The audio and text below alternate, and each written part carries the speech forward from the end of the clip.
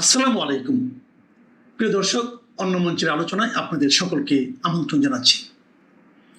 আজ আমাদের সঙ্গে আমন্ত্রিত অতিথি হিসেবে আছেন সাংবাদিক ও কলামিস্ট জনাব মাহবুব আজিজ। জনাব মাহবুব আজিজ, আপনাকে আমাদের অনুষ্ঠানে স্বাগত জানাচ্ছি। ধন্যবাদ। জনাব মাহবুব আজিজ, আজকে আগস্টের 5 তারিখ 2026।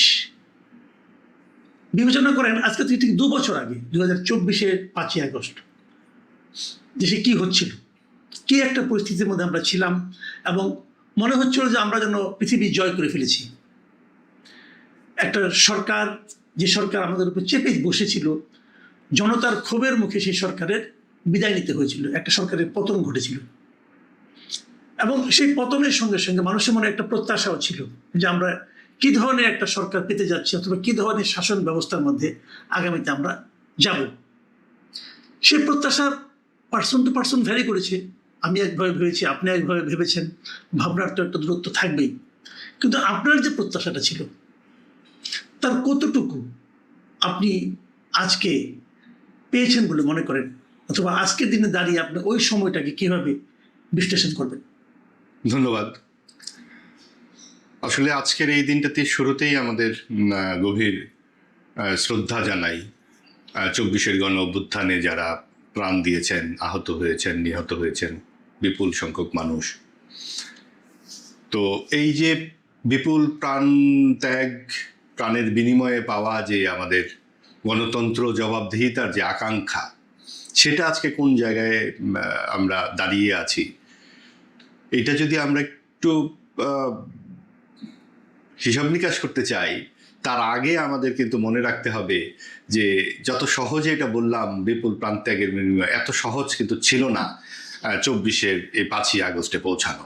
তার আগের প্রায় 15 বছরের যে টানা দুঃশাসন, বিশেষ করে 3টি নির্বাচন, একটি একক নির্বাচন, তারপরে 18-তে রাতের বেলা এবং সর্বশেষ আমিডামি নির্বাচনের মাধ্যমে আওয়ামী লীগ একটা নির্বাচন ছাড়া এক ধরনের শাসন এবং তাদের ভাষায় গণতন্ত্রের বিকল্প হচ্ছে উন্নয়ন, এরকম একটা পরিস্থিতি এবং সেই জায়গায় কর্তৃত্ববাদ, স্বৈরাচারী যে মানসিকতা প্রচণ্ডভাবে চেপে বসে মানুষের উপরে, এবং সেই জায়গায় বিরুদ্ধ মতের কোনো জায়গা ছিল না।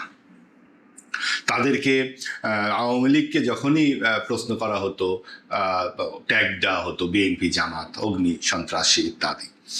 এবং এরকম একটা রুদ্ধশ্বাস পরিস্থিতিতে আপনার মনে পড়বে যে 24-এর গণ অভ্যুত্থানের সূচনাটা কিভাবে, একটা কোটা আন্দোলন, এবং সেই কোটা আন্দোলন একটা পর্যায়ে গিয়ে 36 দিনের আন্দোলন, এবং সেই জায়গায় আপনি যখন 16 তারিখে আবু সাইদ মারা গেলেন, তারপর খুব দ্রুত গতিতে পট পরিবর্তন হতে শুরু করলো এবং সকল মানুষের দল মত নির্বিশেষে প্রত্যেকটা মানুষের যে পিষ্ট হয়ে যাওয়া তাদের আকাঙ্ক্ষা সব গিয়ে যুক্ত হলো ছাত্রদের এই কোটা আন্দোলনের সঙ্গে।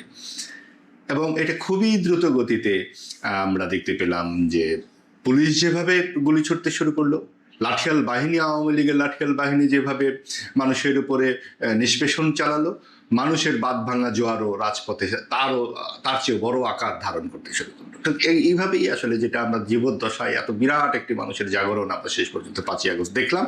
এবং শেখ হাসিনা পরাক্রমশালী বিরাট যে তাণ্ডব হয়ে বসেছিলেন, তিনি দেশ ছেড়ে চলে গেলেন 5ই আগস্ট।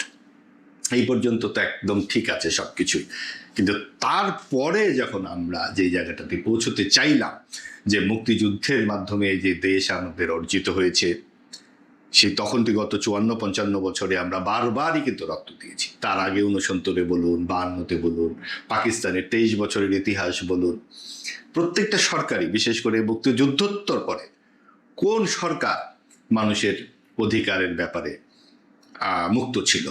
কেউই, তারা সকলের যে অন্তর্ভুক্তমূলক সমাজের আকাঙ্ক্ষার প্রতি তাদের সমর্থন ছিল না।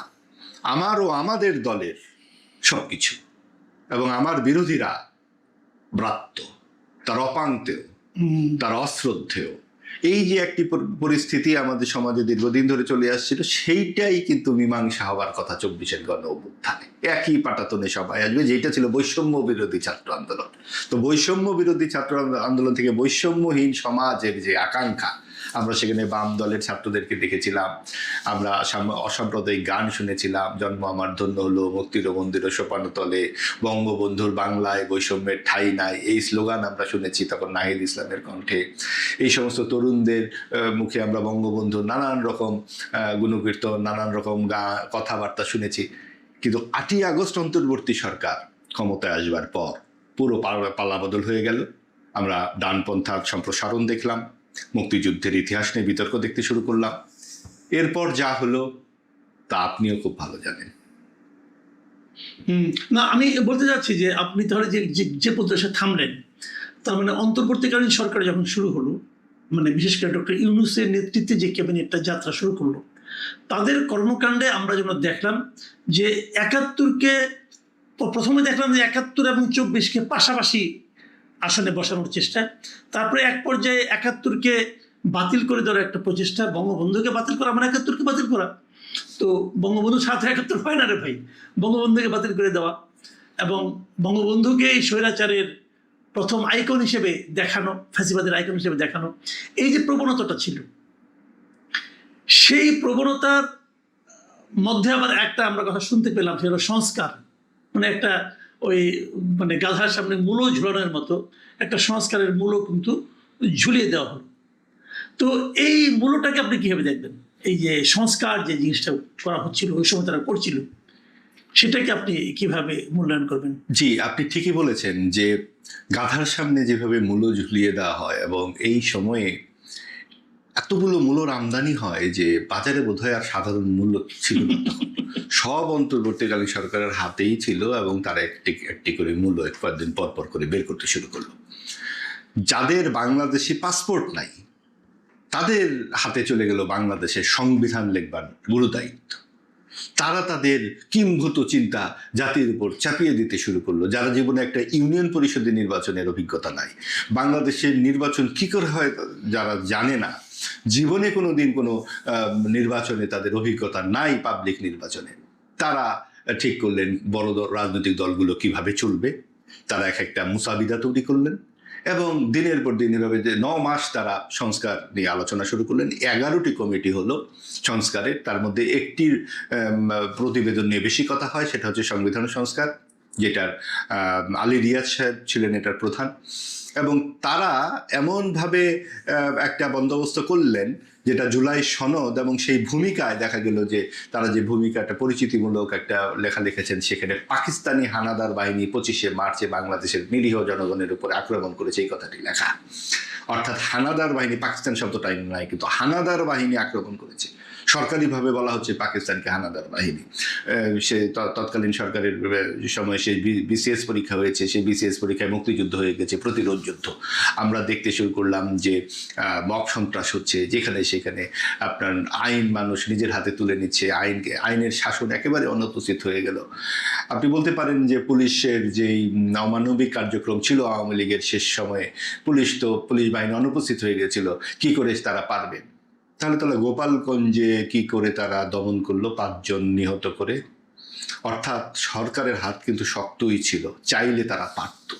তারা চায় নাই বলেই 32 নম্বরে 3বার বুলডোজার গেছে। বুলডোজার পকেটে নিয়ে যাওয়া যায় না, বুলডোজার সরকারিভাবেই গেছে এবং সেখানে বুলডোজার 3বার এই বাড়ি ভেঙেছে 32 নাম্বার। আপনি দেখুন যে তখন যেখানে সেখানে আপনার এক বীর ভদ্রলোককে পুড়িয়ে কবর থেকে তুলে পুড়িয়ে মারা হয়েছে। তার না, মারা হয়েছে না, সে মারা মানে মৃতই ছিল। হ্যাঁ, জীবিত থাকে না, মৃতকে আবার তুলে পোড়ানো হয়েছে। তারপরে যে মোফাজ্জল বলে বোধ হয় একটি যুবককে ভাত খাইয়ে মারা হলো। মানে বিভৎসতার চূড়ান্ত হয়ে গেল চারপাশে। সরকার নির্বিকার, নির্লিপ্ত, এবং দেখা গেল যে সরকার তখন নতুন এক ধরনের বয়ান উৎপাদন করতে ব্যস্ত, এক ধরনের ন্যারেটিভ মুক্তিযুদ্ধের। 47 নিয়ে খুব কথাবার্তা শুরু হলো, জিন্নার জন্মদিন পালন করতে শুরু করলো, চারদিকে একটা হই হই রব, যেন পাকিস্তান ফেরত এসে গেছে।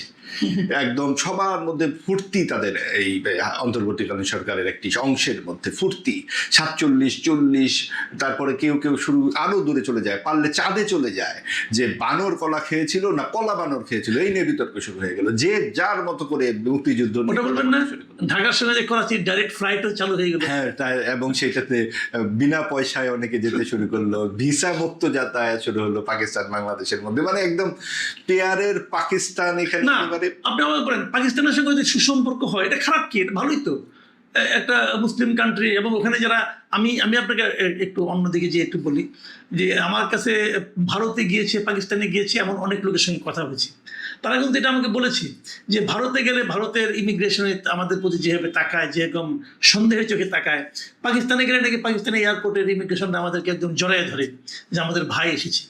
তো এই যে অভিজ্ঞতাটা, এটা যদি বাড়তি হয়, বাড়ে, মন্দ কি? না, আসলে তো মন্দ ব্যাপারটা না, বিষয়টা হচ্ছে কি, যখন যার সঙ্গে আমাদের একটা রক্তাক্ত সম্পর্ক জড়িত, সেটা যদি হঠাৎ করে প্রেমে রূপান্তরিত হয়, রক্ত থেকে প্রেমে এলো কি করে, এই ইতিহাসের গ্রন্থিটুকুই আসলে জরুরি, যে আপনি কিসের বিনিময়ে এটা করছেন।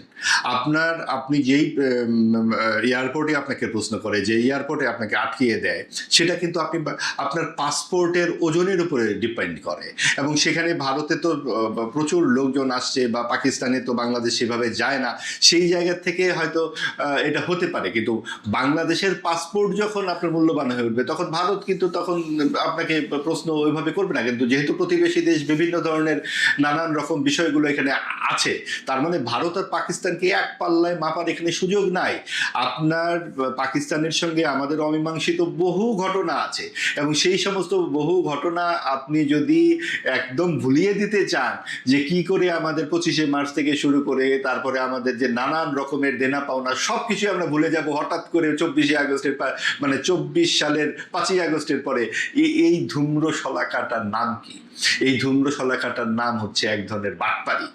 এই বাটপারির কারণেই আমাদের মনে সংশয়, কারণ আপনি যেই 24শে আগস্টের যে বর্ণনা আমরা দিচ্ছিলাম, সেখানে কিন্তু পাকিস্তান অভিমুখী যাত্রা ছিল না, কোথাও ছিল বাংলাদেশ অভিমুখী যাত্রা। আমরা ভারতের দিকেও যাব না, আমরা পাকিস্তানের দিকে যাব, আমরা তো বাংলাদেশের দিকে যাব। বাংলাদেশ কোনটা?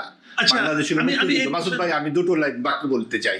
সেটা হচ্ছে, বাংলাদেশ হচ্ছে দুটো, একটা বাক্য হচ্ছে যে আমাদের যে মুক্তিযুদ্ধের মূল চেতনাটা, ধর্মনিরপেক্ষতা, সমাজতন্ত্র, গণতন্ত্র, জাতীয়তাবাদ, এই দিকে আমরা গেলাম না কেন? আচ্ছা, আমি একটা কথা আপনাকে জানতেই চাচ্ছি, সেটা হলো যখন ধরেন 5 আগস্টে শেখ হাসিনার মানে সরকারের পতন ঘটল, তারপর 3 দিন কোনো সরকার দেশে ছিল না। 8 আগস্টে ডক্টর ইউনূসের নাম ঘোষণা করা হলো যে উনি প্রধান উপদেষ্টার দায়িত্ব নিতে যাচ্ছেন। যখন প্রথম আপনি শুনলেন যে ডক্টর ইউনূস দায়িত্ব নিতে যাচ্ছে প্রধান উপদেষ্টা হিসাবে, যা সেইটুকু, আপনার মনে কি ওনাকে ঘিরে কোনো প্রত্যাশার জন্ম নিয়েছিল? আমার কিন্তু নিয়েছিল, আমি বলে রাখি আপনাকে। আমি কিন্তু ভেবেছিলাম যে এবার যেহেতু উনি কোনো পলিটিক্স করেন না, কোনো রাজনীতির সঙ্গে কোনো সম্পর্ক নাই, আমি ভেবেছিলাম এইবার বোধহয় দেশটাকে, জাতিটাকে উনি ঐক্যবদ্ধ করার একটা চেষ্টা নেবেন। এই ধরনের একটা প্রত্যাশা আমার শুরুতে ছিল।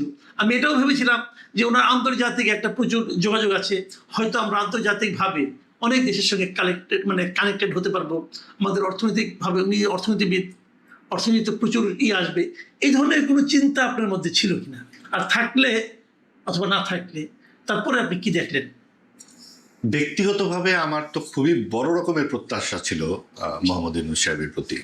তার যে ট্র্যাক রেকর্ড, বাংলাদেশের যে প্রান্তিক মানুষদের সঙ্গে তার দীর্ঘকালের যে সম্পর্ক, বিশেষ করে নারীদের উন্নয়নের জন্য তিনি কাজ করেছেন, কাজেই এটা তো একটা আমাদের জন্য একটা সুবর্ণ সুযোগ ছিল একটা, যেহেতু তিনি কোনো রাজনৈতিক এজেন্ডা তার থাকবার কথা নয়, তিনি একজন রেশনাল মানুষ, প্রগতিশীল মানুষ, এবং মানুষের বিভিন্ন ধরনের কুপমণ্ডকতার বিরুদ্ধেই তো আসলে তার যে গ্রামীণ ব্যাংকের যাত্রা, এটাই তো আমরা জানতাম। এবং অন্যান্য যারা তার সঙ্গে ছিল সকলেই বিভিন্ন ধরনের সুশোভন কথাবার্তা এবং নানান ধরনের ট্র্যাক রেকর্ড মানুষের জন্য কাজ করেছেন, এরকমই তো ছিল। কিন্তু আমরা শুরুর দিকেই যখন দেখলাম যে তিনি বলছেন যে 32 নম্বর কেন ভাঙা হলো, তার মেয়েকে যে জিজ্ঞেস করুন, তখনই তো বোঝা গেল যে তিনি একটা বিশেষ রাজনৈতিক এজেন্ডা নিয়ে এসেছেন, যে এখানে একটা খণ্ড বিখণ্ড একটা ব্যাপার তৈরি করবেন এবং একটা একটা বড় রকমের শক্তিকে অনুপস্থিত করে দিয়ে সেই জায়গায় একটা শক্তিকে জোর করে বসিয়ে দেবেন। সেই শক্তিটা হচ্ছে সাম্প্রদায়িক ডানপন্থা, এবং যেই শক্তিটাকে তিনি অনুপস্থিত করতে চাইছেন সেটা হলো মুক্তিযুদ্ধের পক্ষের শক্তি, এবং মুক্তিযুদ্ধটাকে তিনি রিসেট বাটন দিয়ে বন্ধ করে দিতে চাইলেন, উল্টা দিকে যাত্রা শুরু করলেন। এইটা তার মতো ব্যক্তির কাছ থেকে আমরা কি করে প্রত্যাশা করি? এবং আমরা পরবর্তীতে মিলিয়েছি, কারণ এত তো আসলে সন্দেহপ্রবণ নই আমরা। এক ধরনের আমাদের এক ধরনের শুভবাদী চিন্তা সবসময় কাজ করে সাধারণ মানুষের মধ্যে, যে একটা মানুষ, এত বয়স্ক মানুষ, তার আর কি চাওয়ার থাকতে পারে। পরে দেখলাম যে উনি যে কোনোভাবে নির্বাচনটাকে পিছিয়ে দিতে চান। তিনি সংস্কারের নামে এমন একটা কাণ্ড পারলে 500 বছর থেকে যাবেন, মানে অমর হয়ে যাচ্ছেন তারা। এবং তাদের যে নানান রকম তালবাহানা, এই তালবাহানাতে দেখা গেল তিনি ছাত্রদেরকে তাদের নিয়োগকর্তা বললেন, তিনি বললেন যে তারাই হবে শিক্ষামন্ত্রী, তারাই হবে ইত্যাদি। তার এই 18 মাসে তিনি একবার বলেন নাই ছাত্ররা তোমরা টেবিলে বসো, পড়াশোনা করো, তোমাদের জীবনের একটা স্ট্রাগল লাইফ দরকার। এই ছাত্ররা প্রাণগাড়িতে চড়তে শুরু করলো, এই ছাত্ররা বিভিন্নভাবে মব সন্ত্রাস করলো, তাদেরকে কখনোই তিনি কোনো সুবচন শোনাননি। বরং যারা গালিগালাজ করেছে তাদেরকে জাতীয় বীর বানিয়ে জাতীয় কবির গোরস্থানে তাদেরকে দাফন করার ব্যবস্থা করেছেন। এটার মানে কি? আমাদের যে এত শত শত বছরের যে আমাদের যে পারম্পর্য, আমরা যে পারস্পরিক সহমর্মী একটা সমাজ, অন্তর্ভুক্তিমূলক সমাজ, সেই সমাজ তিনি ভেঙে গুঁড়ো গুঁড়ো করে দেবার চেষ্টা করেছেন। আচ্ছা, এই তারপরে একসময় উনি নির্বাচন দিলেন, আমরা দেখলাম 1.5 বছরের মাথায় এসে নির্বাচন দিলেন। অনেকে এমনও বলেন যে আর্মির চাপে উনি নির্বাচন দিতে বাধ্য হয়েছেন, কারণ আর্মি চিফ আগে বলেছিলেন যে 18 মাসের মধ্যে নির্বাচন দেওয়া সম্ভব। সেভাবে দিয়েছেন বলে অনেকে বলেন। যেভাবেই হোক না কেন নির্বাচনটা হলো। নির্বাচন হওয়ার পর মানুষের ভোটে, নির্বাচন নিয়ে অনেক আপত্তি ছিল যে ওখানে সবাই তো নির্বাচন করতে পারলো না, কোনো কোনো দলকে নির্বাচনের বাইরে রাখা হলো। তারপরে একটা সরকার আসলো। তো এই সরকারের আমলে আমরা কি দেখলাম, আমরা কি দেখছি, কি প্রত্যাশাটা ছিল আমাদের এই সরকারের উপর? এবং আমরা এটাও দেখলাম যে আগের সরকারের ধারাবাহিকতা যেন অনেকটাই এই সরকার করে চলেছে, বহন করে চলেছে। এই ধরনের কিছু দৃশ্য কি আপনার চোখে পড়েছে? দেখুন, এই 18 মাসের যেই ইউনূস সরকারের আপনার বিদায়ের যেই দরজাটি, সেটা কিন্তু খুবই শঙ্কা বহুল ছিল, এবং এক ধরনের ট্যাগ অফ ওয়ার চলেছে আমরা যতটুকু বুঝতে পেরেছি বাইরে থেকে। তো এটা আপনি যেমন বললেন যে সেনাবাহিনী চায়নি, শুধু কেবল সেনাবাহিনী নয়, দেশের মানুষের একটা প্রবল চাপও তো ছিল। এবং আপনি যদি তাদের বিকল্প কোনো কিছু ব্যবস্থা থাকতো, তারা তো এত সহজে যেত না। তাদের তো কোনো রাজনৈতিক দলই নাই। তাদের যে অতৃপ্ত বাসনা, এই ক্ষমতা কেন্দ্রিক বাসনাই তো আসলে জামাত, এনসিপি, এবং এইটাকে তারা চেষ্টা করেছিল পারলে ক্ষমতাতে বসিয়ে দিতে। সেটা তারা পারেনি বটে, কিন্তু যে আকারে বিরোধী দল আমরা দেখতে পাচ্ছি বর্তমান জাতীয় সংসদে, সেটা নানান সন্দেহ আমাদের তৈরি করে। এমন আমরা সরাসরি কারচুপি না হলেও এমনভাবে একটা বন্দোবস্ত করেছে তার অন্তর্বর্তীকালীন সরকার। সবচেয়ে বড় কথা হচ্ছে আওয়ামী লীগকে অনুপস্থিত করেছে 1 নাম্বার, এবং সেটা অযৌক্তিকভাবে। কারণ যে কোনোভাবে আপনি বলেন, যে কোনো বুদ্ধিতে আপনি একটা বাংলাদেশের মুক্তিযুদ্ধের যে প্রধান রাজনৈতিক দল, তাকে আপনি বলছেন যে নির্বাচনে আসতে দেবেন না, নিষিদ্ধ ঘোষিত করা হয়েছে, 14 বছরের জেল দেওয়া হবে, আপনি 4-5 কোটি লোককে আপনি জেলকে দিয়ে দিবেন। তো কেন আপনার এত ব্যক্তিগত রাগ কেন? যারা খুন করেছে, যারা হত্যা করেছে, তাদেরকে আপনি ফৌজদারি আইনে বিচার করবেন, তাদেরকে আবার যুদ্ধাপরাধের সাথে আপনি যুক্ত করলেন, দিয়ে টোটাল জিনিসটাকেই আপনি একটা ফাফা ব্যাপার উপরে দাঁড়িয়ে দিলেন। এইরকম একটা পরিস্থিতিতে, এবং বিশেষ করে আপনার মনে পড়বে গণভোটের যে প্রশ্ন, একটি প্রশ্ন যে উচ্চ কক্ষে আনুপাতিক হারে বসিয়ে দেবার যে ব্যাপারটা, এটা তো বিএনপি কখনোই রাজি হয়নি। তাহলে কেন এই প্রশ্নটি করা হলো? কারণ এই উচ্চ কক্ষে 100 জনের মাধ্যমে যতই তারা চেষ্টা করুক না কেন, যে বাংলাদেশের মানুষ তো আসলে শেষ পর্যন্ত রাজনৈতিক সচেতন, তারা তো এইভাবে ডানপন্থীদেরকে ভোট দেবে না। এবং সেই কারণে শেষ চেষ্টা হিসেবে উচ্চ কক্ষে একটা এমন বন্দোবস্ত করবার চেষ্টা করা হয়েছিল যাতে তারা পুরো জিনিসটাকে হাতের মধ্যে রাখতে পারে। সেইটা বিএনপি ম্যাচিউর রাজনৈতিক দল হিসেবে প্রাথমিকভাবে রাজি হয়েও যখন জিতে এসেছে 2/3, এখন আর গণভোট নিয়ে তারা কিন্তু রাজি নয়। কারণ এই আনুপাতিক হারে উচ্চ কক্ষ মানার তো কোনো প্রশ্নই ওঠে না। দেশের মানুষ এমনিতেই গরিব মানুষ, 300 এমপির এত কিছু নিয়ে চলাই তো একটা কঠিন ব্যাপার। আরো 100 লোক কি কারণে দরকার? তাদের এত বিলাস বেসনের প্রয়োজন তো নাই দেশের উপরে। না, কিন্তু গণভোটের তো জনগণ রায় দিয়েছে, এবং তারও চেয়ে বড় কথা, এই গণভোটকে অনেকে অবৈধ বলছে যে এই গণভোট এরকম হতেই পারে না। সেটা নয় মানলাম, কিন্তু বিএনপি তো মানে পুরো নির্বাচনী প্রচারণার সময় তারা তো গণভোটে হা ভোট দেওয়ার জন্য তারা তো আপনার জনগণকে আহ্বান জানাইছে। এখন যে আহ্বান বিএনপি জানাইলো এবং বিএনপির যিনি প্রধান তিনি নিজেও বলেছেন যে আপনার হা ভোট দেন গণভোটে, তো উনি তো গণভোট দিতে বলেছেন। এখন যেটাতে জনগণকে উনি উৎসাহ দিলেন দেওয়ার জন্য, অনুরোধ করলেন, সেটাকে উনি যদি অস্বীকার করেন তাহলে এটা কি এক ধরনের হিপোক্রেসি হয়ে যাচ্ছে না? দেখুন, আপনি যখন আমার সঙ্গে হিপোক্রেসি করবেন পুরো জাতির সঙ্গে, আপনি গণভোটের 4টি প্রশ্ন তৈরি করেছেন, 9 মাস আলোচনা করেছেন, এই 4টি প্রশ্ন কার সাথে আলাপ করে করলেন? বিশেষ করে আনুপাতিক হারের যে বিষয়টা, উচ্চ কক্ষের যে বিষয়টা, উচ্চ কক্ষ তো আপনার যে সিট, যে প্রাপ্ত সিটের আনুপাতিক হারে হবার কথা বিএনপির মতে, সেটাকে আপনি প্রাপ্ত ভোটের আনুপাতিক হারে কেন করছেন? এইটাই তো সবচেয়ে বড় শুভঙ্করের ফাঁকি, যে আপনি এবং সেখানে উচ্চকক্ষ পুরো নিম্নকক্ষকে নিয়ন্ত্রণ করতে যাচ্ছে এবং সেইভাবে একটা সাম্প্রদায়িক চিন্তা আপনার সংবিধানের উপরে বসিয়ে দিতে চাচ্ছেন। এগুলো কিন্তু খুব ছোট ব্যাপার নয়। আপনি তখন বিএনপি যদি গণভোট নিয়ে আপত্তি জানাতো, তারা তো নির্বাচনই করতে চাইতো না, নানান তাল ভানা এটাকে আরো পেছাতো। এবং সেই জায়গায় যেখানে মব সন্ত্রাস হচ্ছে, মানুষ বেরোতে পারছে না, কোথাও আইন কানুন নাই, বিএনপির পক্ষে আর কি করার ছিল? তারা তখন তড়িঘড়ি করে যা বলেছে হ্যাঁ হ্যাঁ করেছে। পুরো নির্বাচনী প্রচারণায় একটিবার তারেক রহমান একবার মাত্র বলেছেন গণভোটের কথা, হ্যাঁ পক্ষে একটা বলতে হয়, ভদ্রতা করে বলেছেন। কিন্তু সেই ক্ষেত্রে এটাও তো ঠিক, আপনি আমাকে জুতা দেবেন আর আমি সেই জুতা মালা বহন করে চলবো, সেটা তো হয় না। অন্তর্বর্তীকালীন সরকার তো গণভোটের নামে জুতা দিয়েছে, তো সেই জুতা তো বহন করবার দরকার নাই জাতির। এবং এই যে আপনি বলেন মানুষ হ্যাঁ ভোট দিয়েছে, মানুষ কি হ্যাঁ ভোট না ভোট কিছু বুঝেছে নাকি? 4টা প্রশ্ন আপনি যে কোনো একটা র্যান্ডম একটা মানুষকে, সাধারণ মানুষকে জিজ্ঞেস করেন তো, ভাই 4টা প্রশ্ন কি, কেন আপনি হ্যাঁ ভোট দিয়েছেন? আমরা তো দেখেছি, আমরা তো সে বহু মানুষ, নারী পুরুষের সাথে কথা বলেছি, কেউ কিছু জানে না। হ্যাঁ মানে সরকার বলছে আছে দিলাম, সরকার তাড়াতাড়ি চলে যাক। তারা এটাই বুঝেছে, হ্যাঁ মানে হচ্ছে হ্যাঁ দিলে সরকার তাড়াতাড়ি যাবে। আচ্ছা, আমরা অনুষ্ঠানের শেষ দিকে চলে এসেছি। জি, আমি একটা জিনিস জানতে চাচ্ছি, যেটা আমি একদম শুরুতে জিজ্ঞাসা করেছিলাম, যে এত কিছু হলো, উত্থান পতন অনেক কিছু হলো, আমরা 2 বছর পার হয়ে গেলাম সেই 24-এর 5ই আগস্টের পর, আরেক 5 আগস্ট আজকে সরকার কেমন চালাচ্ছে দেশ, আজকে জনগণের মনে কি চিন্তা চলছে? আপনার কি মনে হয় যে কেউ কেউ এমনও ভাবছে যে আগেই তো ভালো ছিলাম? দেখুন, আমরা একটি গণতান্ত্রিক রূপান্তরের মধ্যে আছি। 24-এর এই 5ই আগস্টে আমাদের প্রশ্ন করা শিখিয়েছে।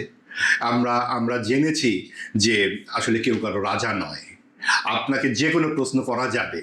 এই যে একটা বোধ, এই যে একটা বিশ্বাস মানুষের মধ্যে এসেছে, সেইটাকে আত্মসাৎ করেছে রাজনীতিকরা, বিশেষ করে অন্তর্বর্তীকালীনরা, যারা রাজনীতিবিদ হিসেবে আবির্ভূত হয়েছিলেন। এবং তাদের পরবর্তীতে এখন যারা এসেছেন, যারা আপনি খুব কম বয়সে প্রাণগাড়িতে চড়ছেন, নানান রকম লুটপাটের মধ্যে জড়িয়ে গিয়েছেন, এই তরুণদের সকলেই যে এরকম তা কিন্তু নয়। কিছু কিছু ভালো তরুণ নিশ্চয়ই আছে, আমরা তাদের প্রতি আসলে প্রত্যাশা করব। এবং যদিও আমরা দেখতে পাচ্ছি মব সন্ত্রাস এখনো চলছে, ভিন্ন মতকে দমিয়ে ফেলবার চেষ্টা করা হচ্ছে। আমরা এই গত 2 দিন আগে আমরা দেখলাম কিছু জুনিয়র সাংবাদিক, তারা বলছেন, মানে 92 সালে সাংবাদিকতা শেষ করেছেন, 30 বছর অন্য ব্যবসার সঙ্গে জড়িত, কিন্তু তিনি নিজেকে সিনিয়র সাংবাদিক হিসেবে পরিচয় দেয়। তিনি বলছেন যে আওয়ামী লীগের বেনিফিশিয়ারিরা এখন আওয়ামী লীগকে আবার ফিরে আনবার জন্য কথাবার্তা বলছেন, তাদেরকে কালো তালিকা করতে হবে, তাদেরকে শাস্তির আওতায় আনতে হবে। এই কালো তালিকায় করতে হবে, শাস্তির আওতায় আনতে হবে, এগুলো আওয়ামী লীগের ভাষা। আপনাকে এই যে তালিকা করবার ব্যবস্থাটা কি? কারণ আপনাদের ব্যবসা বাণিজ্য করতে হবে নির্বিঘ্নে। এই যার যার ব্যবসা বাণিজ্য করবার জন্যই তো ভাই, ব্যবসার জায়গায় ব্যবসা রাখুন, রাজনীতির জায়গায় রাজনীতি রাখুন। এইটা থাকে না বলেই কিন্তু আওয়ামী লীগ এই লুটপাটের একদম রাজতন্ত্র চালিয়েছিল। সেইটাই এখন অব্যাহত আছে, বিভিন্নভাবে আছে। মব সন্ত্রাস আছে, আপনার অন্তর্ভুক্ত সমাজের যে আকাঙ্ক্ষা, সেটা বাস্তবায়িত হয়নি। আপনি দেখুন, বিএনপি তাদের নির্বাচনী ম্যানিফেস্টোতে বলেছে, ইশতেহারে আছে, যে আমরা ট্রুথ অ্যান্ড রিকনসিলিয়েশন একটা কমিশন গড়ব, এবং সেইখানে আওয়ামী লীগের যারা অপরাধী তাদেরকে বিচার করে, যারা অপরাধের সঙ্গে জড়িত নয় তাদেরকে সমাজে পুনর্বাসনের, পূর্ণ সমঝোতার জন্য চেষ্টা করবো। সেই একই কথা জামাত বলেছে, এনসিপিও তাদের ইশতেহারে বলেছে। কিন্তু আপনি দেখুন, নির্বাচনের পর এই বিষয়ে কি আদৌ কোনো কথা হয়? একটা সমাজে আপনি একটা বিরাট অংশকে অনুপস্থিত করে দেবার জন্য নানান কায়দা কানুন করবেন। আপনি বলবেন যে তারা খুনি, তাহলে আপনার খুনিদের সাথে সংসদে আসেন কি করে? যারা খুনিদের লেসপেন্সার, জামাত ইসলামী তো পুরো জামাতে দেশের বিরুদ্ধে দাঁড়িয়ে গিয়েছিল 71 সালে। তাদের সঙ্গে আপনারা বসে এনসিপি আপনারা বিরোধী দল হচ্ছেন, এবং তারপরে আপনারা বলছেন যে তার মানে সেই একই কথা, চালনি বলে সুইতোর পেছনে ফুটো। আর আওয়ামী লীগের 17 বছরের রাজনীতিক হিসাব আপনি করতে চান? শুধু কেন 17 বছরের হিসাব করবেন রাজনৈতিক হত্যাকাণ্ডের? এর আগে 21শে আগস্ট নাই, এর আগে আপনার ব্লগার হত্যাকাণ্ড নাই, রমনার বটমূল্যে হত্যা নাই, আপনার এরশাদের আমলে ট্রাক তুলে দেওয়ার হত্যা নাই, আপনার 70 দশকের বিভিন্ন ধরনের হত্যা নাই, জিয়াউর রহমানের হত্যাকাণ্ড নাই, বঙ্গবন্ধু শেখ মুজিবুর রহমানের পরিবারের 22 জন সদস্যকে নিয়ে যেভাবে মারা হয়েছে সেই হত্যাকাণ্ড নাই। গত 50 বছরের রাজনৈতিক হত্যাকাণ্ড থেকে কোন রাজনৈতিক দল দূরে ছিল? কাজেই আপনাকে যদি বিচারের ব্যবস্থা করতে হয়, সব অপরাধেরই বিচার করতে হবে। কিন্তু তাই বলে 24-এর গণ অভ্যুত্থান আমাদের টাটকা তাজা স্মৃতি, সেইটা থেকে দায় আওয়ামী লীগ অবশ্যই মুক্তি পেতে পারে না, এবং সেইটার বিচার অবশ্যই করতে হবে। কিন্তু সেইটা ঝুলিয়ে রেখে নানানভাবে নির্বাচন আসলে আসুন আমরা আপনাদেরকে রিকনসিলিয়েশনে নেব বলে ভোটটা নিয়ে তারপরে আপনি বিনা বিচারে 2 বছর ধরে সবাইকে আটকে রাখবেন, এটা গণতন্ত্রের ভাষা হতে পারে না। আমরা আমাদের জন্য গণতন্ত্র আর আমার বিরুদ্ধ মতের জন্য নিপীড়নতন্ত্র, এই জায়গা থেকে বেরিয়ে আসি। জি, অনেক ধন্যবাদ জনাব মাহবুব আজিজ। আপনাকে ধন্যবাদ। প্রিয় দর্শক, আপনারা শুনলেন সাংবাদিক কলামিস্ট মাহবুব আজিজের বিভিন্ন প্রসঙ্গে, বিশেষ করে আমাদের এই জুলাই আন্দোলনের প্রাপ্তি, অর্জন এবং প্রত্যাশা, এগুলো নিয়ে ওনার বিশ্লেষণ। আমার ধারণা এই সমস্ত বিশ্লেষণ আপনাদের মধ্যেও হয়তোবা আপনাদের চিন্তার সঙ্গে কিছু ক্ষেত্রে মিলে যাবে, কিছু ক্ষেত্রে মিলবে না, এবং কিছু ক্ষেত্রে হয়তো নতুন চিন্তার জন্ম দেবে। আমার অনুরোধ থাকবে, নতুন চিন্তাগুলোকে নিয়ে আপনারা চর্চা করুন। সবাই ভালো থাকবেন। এখন এ পর্যন্তই। আল্লাহ হাফিজ।